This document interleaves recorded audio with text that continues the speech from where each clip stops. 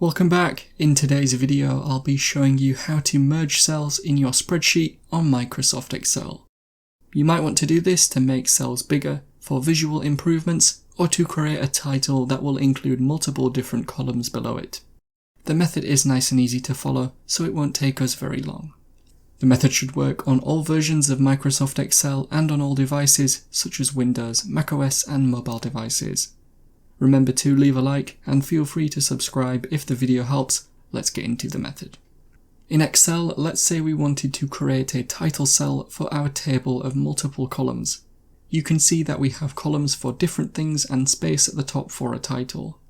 If you don't have space, you can always insert a new row. Select all of the cells above the table that we want to merge. If you don't have the exact same example, simply select the cells you want to merge.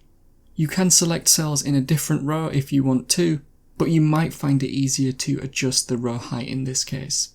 With these cells selected, go to the toolbar at the top and look for this icon. This is the Merge and Center option. Click on it once and it should merge the selected cells and center any text you have or will have in it.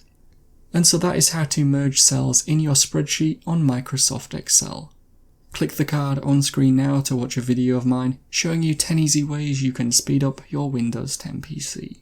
Help support the channel by visiting the store. The link is in the description and at the end of the video.